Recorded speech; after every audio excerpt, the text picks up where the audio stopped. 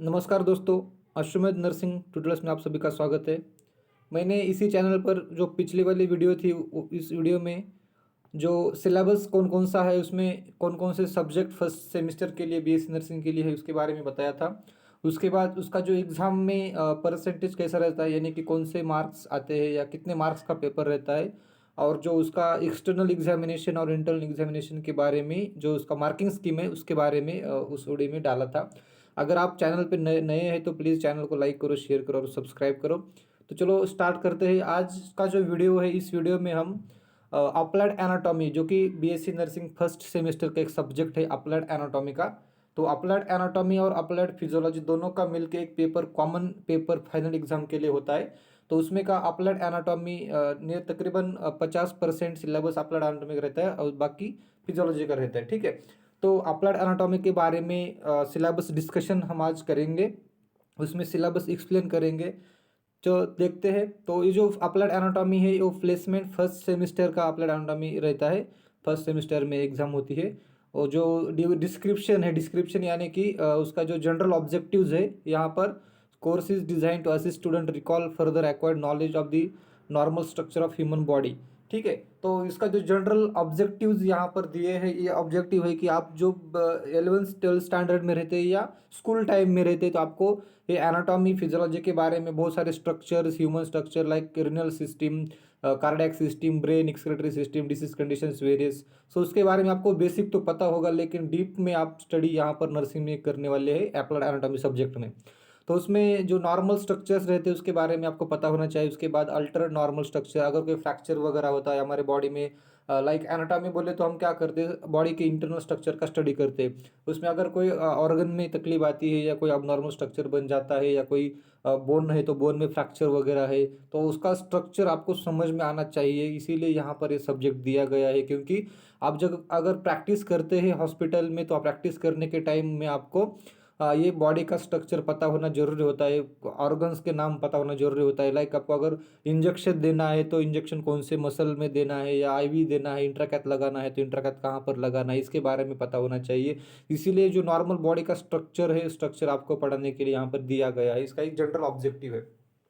उसके बाद कॉम्पिटेंसीज बोले तो कॉम्पिटेंसी बल्कि स्पेसिफिक ऑब्जेक्टिव आप यहाँ पर दिए गए, इसमें describe the anatomical terms. Anatomical terms बोले तो जितने भी डेफिनेशंस, टर्म्स, मीनिंग्स यहाँ पर हम मेडिकल लैंग्वेज में बोलते हैं, मेडिकल लैंग्वेज के टर्म, टर्मिनोलॉजीज आपको आने चाहिए।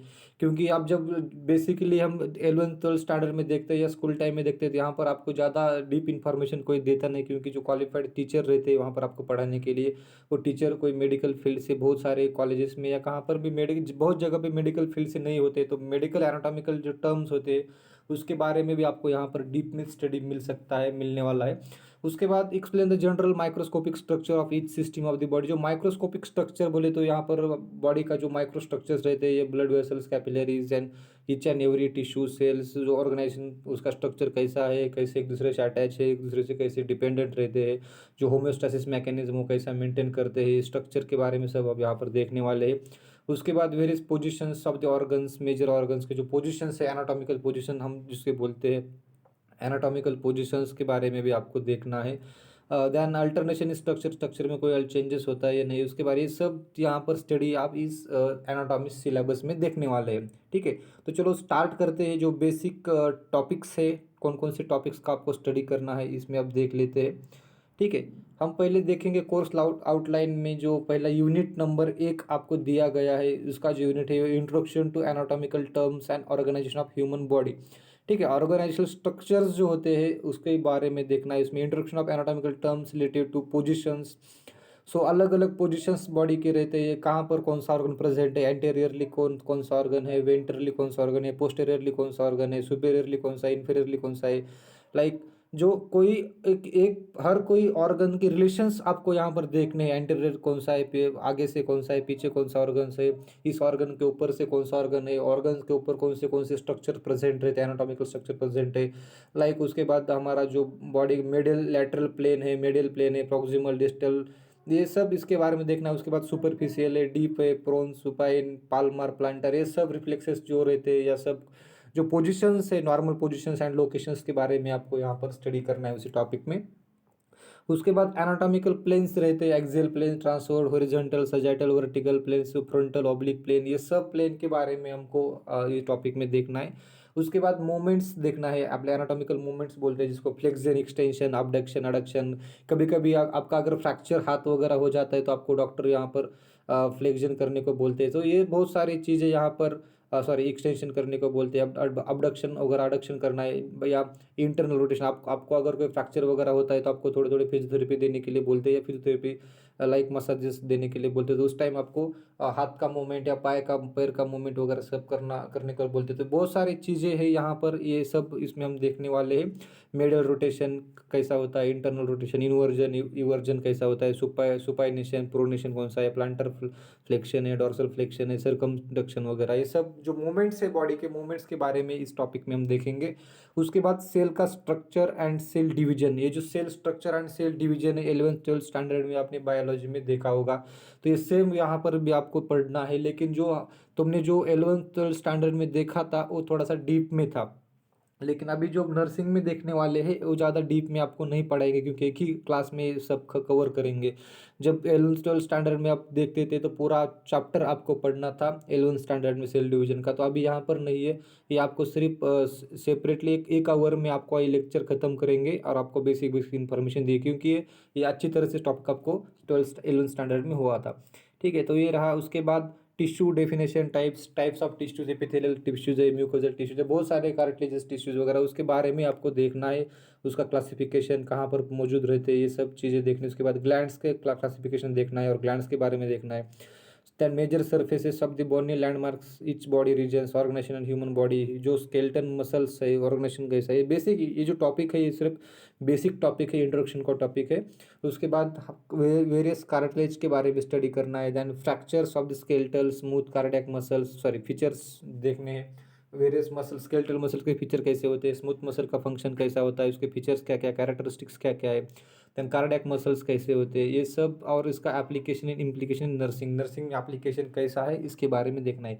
हाँ, अब जो भी टॉपिक वहाँ पर पढ़ेंगे वो टॉपिक के नीचे आपको नर्सिंग एप्लीकेशन देखना है, या क्लिनिकल मैनिफेस्टेशन जो भी रहेगा, क्लिनिकल एनाटॉमी, वो सब आपको पढ़ना है। क्योंकि अगर जो सिलेबस दिया है, ऊपर के जो ऑर्गन्स वगैरह दिए होते हैं, उसमें अगर कोई गड़बड़ी हो जाती है, कोई प्रॉब्लम आ जाता है, तो कौन कौन से डिसीजेस डेवलप होते हैं, तो डिसीजेस का मैनेजमेंट कैसा करना है, डिसीज कौन कौन से डेवलप होते हैं, उसके बारे में application and implication in nursing इसमें हम देखने वाले हैं। ये रहा टॉपिक, पहला टॉपिक। उसके बाद जो नेक्स्ट टॉपिक आएगा, आप सिस्टमेटिक यहाँ पर एनाटॉमी फिजियोलॉजी का स्टडी करने वाले हैं।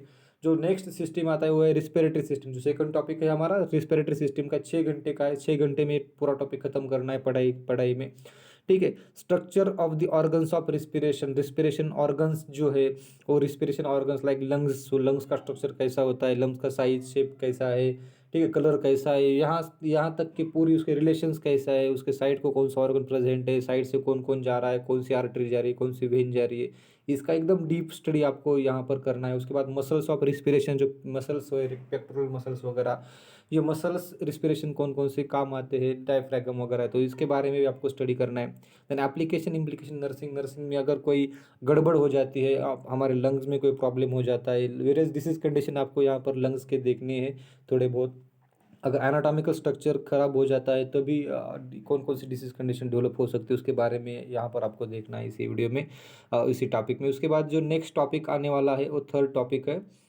जो थर्ड टॉपिक है डाइजेस्टिव सिस्टम का, डाइजेस्टिव सिस्टम यानी कि alimentary canals and accessory organs of digestion, कौन कौन से अलाइमेंट्री कैनल पूरा जो माउथ से एनस तक स्टार्ट होती है, उसके बारे में आपको पढ़ाई करना है। कौन कौन से इन बीच में कौन कौन से ऑर्गन्स आते हैं, ऑर्गन्स के रिलेशन देखने हैं, उसको ब्लड सप्लाई कौन कर रहा है, नर्व सप्लाई कौन कर रहा है, हर कोई ऑर्गन को, ऑर्गन का फंक्शन कैसा होता है, कहाँ कौन से सेल से बना होता है, उसका साइज शेप कितना होता है, लेंथ कितना होता है, इसके बारे में अब यहाँ पर अलाइमेंट्री कैनल एक्सेसरी ऑर्गन्स में देखने वाले हैं।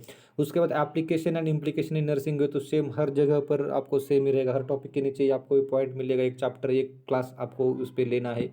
और यहाँ पर पर्टिकुलर सिस्टम के बारे में आपको डिसीजेस दिखाई देंगे, या ऑर्गन्स के बारे में, एनाटॉमिकल स्ट्रक्चर अगर डैमेज होता है उसके बारे में डिसीज आपको दिखेंगे, उसके बारे में थोड़ा सा डिस्कस हर टॉपिक के नीचे करना है। उसके बाद नेक्स्ट फोर्थ टॉपिक है circulatory system and lymphatic system, जो कि टॉपिक आपने ऑलरेडी वहाँ पर अभी 12th स्टैंडर्ड में बायोलॉजी में आपने देखा है। एट्स जो 8 नंबर का जो टॉपिक है वो आपका सर्कुलेटरी सिस्टम का रेस्पिरेशन का टॉपिक है, तो उसमें आपने देखा है। तो वहाँ पर सेम आप जो टॉपिक वहाँ पर 12th स्टैंडर्ड में वही आपको यहाँ पर भी मिलेगा, लेकिन यहाँ पर थोड़ा सा डीप मिल सकता है आपको अगर एक्स्ट्रा इन्फॉर्मेशन चाहिए तो यहाँ पर मिल सकती है। जो आपने जो 12th स्टैंडर्ड के बुक में पढ़ा होता है वो उसे ऐसा बहुत सारा कंटेंट रहेगा जो आपको यहाँ पर नर्सिंग में अलग दिखेगा या अलग उसके वैल्यूज़ आपको दिखेंगे, ठीक है। लेकिन वो सर्कुलेटरी सिस्टम के बारे में स्ट्रक्चर ऑफ ब्लड कंपोनेंट्स का आरबीसी डब्ल्यूबीसी हर सेल के बारे में देखना है आपको, कितना है उसका काउंट कितना होता है, कौन कौन से टाइप के सेल्स प्रेजेंट रहते हैं हमारे ब्लड में। देन ब्लड वेसल्स, उसके बारे में आर्टरी वेन के बारे में देखना है, कौन सी वेन कहाँ जाती है, कौन सी आर्टरी कहाँ जा रही है।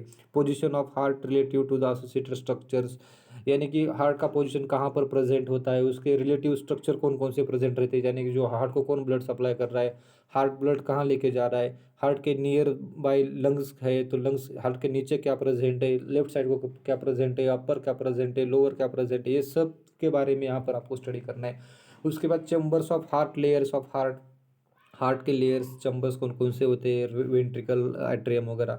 उसके बाद हार्ट वॉल्स जो कि बाइकस्पिड ट्राइकस्पिड सेमिनल वॉल्स रहते हैं उसके बारे में पढ़ाई करना है। देन आर्टरीज, कॉर्नरी आर्टरीज कौन कौन सी, लिमा रिमा भी आपको उसके साइड को देखना पड़ेगा, लेफ्ट मेमोरी आर्टरी, जो ये सब जो रिलेशन ऑफ दी हार्ट के आसपास कौन से स्ट्रक्चर अवेलेबल है, एनाटॉमिकल स्ट्रक्चर, उसके बारे में आपको यहाँ पर सब स्टडी करना है।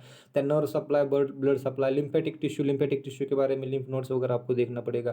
Then veins used for IV injection, बहुत ही महत्वपूर्ण टॉपिक यहाँ पर है, क्योंकि जब आप नर्सिंग में जाते हैं तो आपको बहुत सारे बेड साइड काम करना होता है, तो पेशेंट को आईवी इंजेक्शन देना पड़ता है, या कोई भी प्रोसीजर्स लाइक डायलिसिस वगैरह है तो कौन सी वेन प्रेफर करना है डायलिसिस के लिए, या ऐसे स्पेसिफिक कोई भी स्पेसिफिक ड्रग्स रहता है जो आपको देना होता है पेशेंट को, कहाँ देना है, किधर देना है, कितने कितने मात्रा में डाइल्यूट करके देना है, कौन से साइज का आईवी कैनुला लगा सकते हैं, कौन से वेन को, इसके बारे में आपको बाद में पढ़ना है, इसीलिए आपको पहले एनाटॉमी आना चाहिए।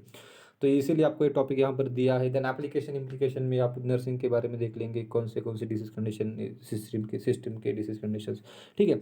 उसके बाद आएगा एक एंडोक्राइनिक सिस्टम। एंडोक्राइनिक सिस्टम बोले तो अपने जो पूरे ग्लैंड्स है यहाँ पर, तो ग्लैंड्स के बारे में स्टडी आपको मिल सकता है, hypothalamus, pineal glands, pituitary glands, then thyroid, जो कि आपका जो 12th स्टैंडर्ड में जो 9th टॉपिक था स्टेट बोर्ड का, तो वो टॉपिक में ये ग्लैंड्स के बारे में अच्छी तरह से पीछे दिया है, तो सेम स्टडी आप यहाँ पर करेंगे। लेकिन वहाँ पर जो दिया है 12th स्टैंडर्ड के बुक में, वो सिर्फ आपको एक बेसिक इन्फॉर्मेशन दी, जो कि फिजियोलॉजी के बारे में जो रहता है, फिजियोलॉजी उसका वो बेसिक इन्फॉर्मेशन दी है, कौन कौन से हार्मोन्स वगैरह वो सीक्रेट करते हैं या स्टोर करते हैं उसके बारे में दिया है। लेकिन आप अगर एनाटॉमी का पढ़ाई कर रहे हैं, एनाटॉमी का स्टडी कर रहे हैं, तो एनाटॉमी में आपको सिर्फ उसका स्ट्रक्चर देखना है, ये कैसे बने होते हैं, कौन से सेल से बने होते हैं, उसका पोजीशन क्या होता है, साइज, शेप, वेट, ये सब स्ट्रक्चर के बारे में देखना है। वो कैसा ग्लैंड सीक्रेट करता है, या क्या कौन सा हार्मोन कैसा सीक्रेट करता है, उसके बारे में आपको एनाटॉमी में पढ़ाई नहीं करना है, आपको पढ़ाई करना है वो फिजियोलॉजी में, ठीक है। उसके बारे में आपको आखिरी टाइम एक लास्ट में आपको बता दूंगा डिफरेंस क्या होता है एनाटॉमी और फिजियोलॉजी में, ठीक है, वो आपको बता दूंगा बाद में। तो अब नेक्स्ट टॉपिक जो रहेगा, छठा टॉपिक है वो सेंसरी ऑर्गन। सेंसरी ऑर्गन बोले तो अपना स्किन वगैरह है, आइज, ईयर, नोज, टंग, उसके बारे में आपको थोड़ा सा पढ़ाई करना है। एक 4 घंटे का लेक्चर रहेगा, उसमें आपको एप्लीकेशन ऑफ नर्सिंग एप्लीकेशन में 1 घंटा लेना है, और ऊपर के 3 घंटे आपको स्किन, आइज, ईयर, नोज और टंग के लिए देना है। उसमें बहुत बहुत बार इस सेंसरी ऑर्गन का एक 5 मार्क के लिए जो शॉर्ट नोट्स क्वेश्चन आता है, बहुत टाइम आता है, उसमें टंग के बारे में क्वेश्चन आता है, nerve supply to the tongue, blood supply to the tongue, ऐसे ऐसे क्वेश्चन बहुत बार आ जाता है। स्किन के बारे में ज़्यादा क्वेश्चन एग्जाम में पूछे नहीं जाते हैं, टंग के बारे में बहुत टाइम क्वेश्चन पूछ जाते हैं, इसीलिए भी टॉपिक बहुत ही महत्वपूर्ण टॉपिक है। उसके बाद आएगा अपना 7th टॉपिक, जो कि मस्कुलोस्केलेटल सिस्टम है। तो मस्कुलोस्केलेटल सिस्टम बोले तो मसल्स और स्केलेटन सिस्टम दोनों का स्टडी करना है। तो इसमें पहले आप देखेंगे 10 घंटे का लेक्चर रहेगा, उसमें 10 घंटे लेक्चर लेने उसमें स्केलेटल सिस्टम में एनाटॉमिकल पोजीशंस रहेगा, हमारे स्केलेटल सिस्टम में कौन कौन से बोन्स प्रेजेंट रहते हैं। देन बोन्स के टाइप्स ऑफ बोन में भी बहुत सारे बोन के टाइप्स होते हैं, न्यूमेटिक बोन है, कार्टिलेजिनस वगैरह, बाकी बहुत सारे बोन के टाइप्स होते हैं, तो टाइप्स ऑफ बोन के बारे में देखना है। उसके बाद structure, growth and ossification, bone कैसा फ्री बन जाता है उसके बारे में आपको देखना है, ग्रोथ उसके कैसे होते हैं उसके बारे में देखना है। Then axial and appendicular skeleton, उसके बारे में देखना है अपने। Then joints, classification of joints, major joints, synovial joints वगैरह होता है, या बहुत सारे जॉइंट्स है अपने बॉडी में, वो जॉइंट्स के बारे में आपको स्टडी करना है। Then application and implication in nursing. Application implication बोले तो अगर फ्रैक्चर वगैरह हो जाता है तो हीलिंग कैसी होती है, बोन का हीलिंग कैसा होता है, बोन अटैच कैसा होता है फ्रैक्चर बोन, तो उसके बारे में आपको यहाँ पर देखने को मिल सकता है, मिलता है टॉपिक में। उसके बाद नेक्स्ट आता है मस्कुलर सिस्टम। मस्कुलर सिस्टम में types and structure of muscles, muscle के टाइप एंड स्ट्रक्चर के बारे में देखना है। हर इसमें पूरे पूरे बॉडी के फ्रॉम आप पैर का जो अंगूठा होता है वहाँ से सिर तक जो जो भी मसल्स आपके बॉडी में होते हैं, वो पूरे मसल के बारे में आपको पढ़ाई करनी होती है, पढ़ाई करनी है यहाँ पर डीप में आपको, ठीक है। Muscle groups, muscles of the head, neck, thorax, abdomen, pelvis, upper limbs and lower limbs, ये एज पर सिस्टम यहाँ पर मसल दिए गए हैं। Principles of muscle like deltoid, bicep, tricep muscle, major muscles involve in nursing procedures. तो बहुत सारी muscles होती है जो कि नर्सिंग प्रोसीजर में आप यूज़ करते हैं, तो उसके बारे में देना। लाइक आपको अगर इंट्रामस्कुलर इंजेक्शन देना है तो हम ग्लूटल मसल सेलेक्ट करते हैं, या उसके बाद हमारा जो डेल्टॉइड मसल है उसको हम प्रेफर करते हैं। तो ये वही मसल क्यों प्रेफर करना है, कौन सा इंजेक्शन कहाँ देना है, उसके बारे में आपको पता होना चाहिए, इसीलिए मसल का भी स्टडी करना है। मसल की स्ट्रेंथ कैसी है, कितनी डीप मसल्स होते हैं, इसके बारे में आपको यहाँ पर पढ़ना है। उसके बाद नेक्स्ट टॉपिक है renal system. renal system structures of kidney, ureter, bladder, urethra, application and implication nursing। So structure of renal system में जो आपने बेसिक 12th स्टैंडर्ड 11th 12 में पढ़ा था वही यहाँ पर भी आपको पढ़ना है, ज़्यादा कुछ डीप पढ़ने का जरूरत नहीं। Structure of kidney, ureter, bladder, उसके बारे में है, यूरेथ्रा वगैरह जो सेम वही था वही यहाँ पर से पढ़ना है, लेकिन यहाँ पर स्ट्रक्चर डीप में पढ़ना है, वहाँ पर ज़्यादा आप डीप नहीं पढ़े थे। उसके बाद रिप्रोडक्टिव सिस्टम। रिप्रोडक्टिव सिस्टम में यहाँ पर structure of male organ, female reproductive organ, structure of breast, तो इसके बारे में ये लिटिल बिट पढ़ना है। उसके बाद जो ओवुलेशन वगैरह जो आपका जो टॉपिक रहता है, ओवुलेशन कैसा होता है, मेंस्ट्रुअल साइकिल कैसी होती है, उसके बाद फर्टिलाइजेशन जो कि तुमने स्टेट बोर्ड के 12th स्टैंडर्ड में सेकंड टॉपिक में देखा था, पढ़ा था, तो उसके बारे में जो आपका जो डीप स्टडी यहाँ पर दिया गया है वहाँ पर वो स्टडी आप फिजियोलॉजी में देखने वाले। यहाँ पर आप सिर्फ स्ट्रक्चर देखने वाले मेल फीमेल रिप्रोडक्टिव सिस्टम का और ब्रेस्ट का, ठीक है। तो उसके बाद जो नेक्स्ट सिस्टम है जो कि बहुत ही महत्वपूर्ण सिस्टम है, नर्वस सिस्टम। नर्वस सिस्टम बोले तो review of structure of neurons, neurons का स्ट्रक्चर कैसा है। 12th स्टैंडर्ड में नाइन्थ चैप्टर में आपने देखा होगा स्टेट बोर्ड में, structure of neurons. Then central nervous system, ANS PNS जो भी है। Then structure of brain, spinal cord, cranial nerve, spinal nerves, peripheral functional areas of the cerebral cortex, जो भी एरियाज है लाइक एसोसिएशन एरिया वगैरह है, temporal, frontal area, parietal area, जो भी लोब प्रेजेंट है लोब के अनुसार इसके एरियाज है, तो वहाँ पर भी आपको स्टडी करना है। देन वेंटिकुलर सिस्टम में आपको formation, circulation and drainage of the CSF वगैरह ये भी देखना है। उसके बाद application and implication in nursing. अगर कोई ब्रेन में तकलीफ होती है, ब्रेन में कोई ब्रेन ट्यूमर आता है या कोई भी होता है तो ऑर्गन और जो फंक्शन कैसा डिस्टर्ब हो जाता है, क्रेनियोटॉमी सर्जरी के बारे में लिटिल बिट थोड़ा आपको वहाँ पर पढ़ाई के लिए मिल सकता है। तो ये बहुत सारे टॉपिक हमने देख लिए, ये सब आपको एनाटॉमी में पढ़ना होता है। जो बेसिक डिफरेंस मैं आपको बताने वाला था उसमें एनाटॉमी और फिजियोलॉजी दोनों के बीच में डिफरेंस क्या होता है। बहुत सारे बच्चों को अगर पूछा जाए तो पता नहीं होगा कि एनाटॉमी और फिजियोलॉजी में डिफरेंस क्या है, ठीक है। एनाटॉमी का अगर स्टडी करना है तो एनाटॉमी में आपको उसका स्ट्रक्चर का स्टडी करते हैं, इंटरनल स्ट्रक्चर। अगर हमारा कोई हार्ट है तो हार्ट के बारे में अगर पढ़ाई करना है, एनाटॉमिकल स्टडी करना है हार्ट का, तो हम हार्ट की कौन कौन से मसल से बना होता है, कौन से सेल्स से बना होता है, उसके इंटरनल स्ट्रक्चर कैसे होते हैं, उसको ब्लड सप्लाई कौन दे रहा है, नर्व सप्लाई कौन ले रहा है, वेनस ड्रेनेज कौन कर रहा है, और उसके बाद उसका कहाँ कहाँ से ब्लड एंटर कर रहा है, उसका अंदर से स्ट्रक्चर कैसा है, वो कहाँ ब्लड लेके जा रहा है, और उसके आजू बाजू में कौन कौन से ऑर्गन्स प्रेजेंट है, एनाटॉमिकल स्ट्रक्चर्स कौन कौन से प्रेजेंट है, तो उसके बारे में हम ऐसा डीप जस्ट उसका स्टडी करेंगे। लेकिन वो प्रोसेस जो रहती है, ब्लड कैसा आता है, कहाँ से कैसा चला जाता है, किधर से वापस आता है, और उसका बीटिंग कैसा होता है, ये इसके बारे में स्टडी हम फिजियोलॉजी में करेंगे, ठीक है। तो ये रहा एनाटॉमिकल स्टडी। फिजियोलॉजी में हम क्या करते हैं, फिजियोलॉजी में हम उसका प्रोसेस के बारे में स्टडी करते हैं, यानी कि प्रोसेस वो कैसा होता है उसके बारे में हम फिजियोलॉजी में स्टडी करते हैं।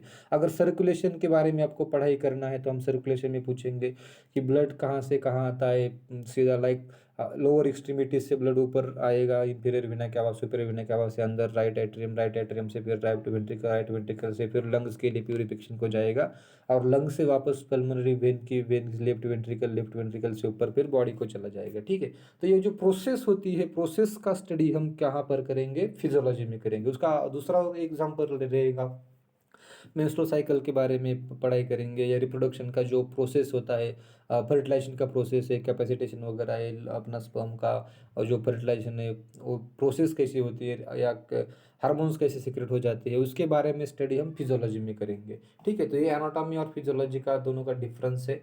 तो उसमें आपको बिब्लियोग्राफी नीचे दी गई है। बिब्लियोग्राफी बोले तो आपको कौन कौन से बुक्स रेफर करने हैं उसके बारे में यहाँ पर आपको सिलेबस में नीचे दिया होता है। तो आपको ये बुक रेफरेंस लेना होता है, बुक्स का, ये बुक्स पढ़ने होते हैं, ये अगर सिलेबस आपको कवर करना है तो। ठीक है, तो इसमें उन्होंने जो रॉसन विल्सन का एनाटॉमी एंड फिजियोलॉजी का जो टेक्स्ट बुक है उसके बारे में दिया है, तो ये भी आपको अच्छा टेक्स्ट बुक है। उसके बाद बहुत सारे नर्सिंग के जो छात्र थे पहले, वो बी डी चौरसिया नाम का एक बुक है, मेडिकल का बुक है, तो ये बुक यूज़ करते हैं। उसके डिफरेंट डिफरेंट पार्ट्स आते हैं, थोरैक्स, देन अगेन जो आपने अपने बॉडी के जो सिस्टम्स है, lower extremities, upper extremities, head, neck, then chest, abdomen, reproductive organ, उसके बारे में अलग अलग उसके बुक्स आते हैं, पार्ट्स में वो बुक डिवाइड है। तो बी डी चौरसिया का मेडिकल बुक, वो भी बुक अच्छा है, बहुत सारे लोग उसे उसको यूज़ करते हैं, तो वो भी यूज़ कीजिए।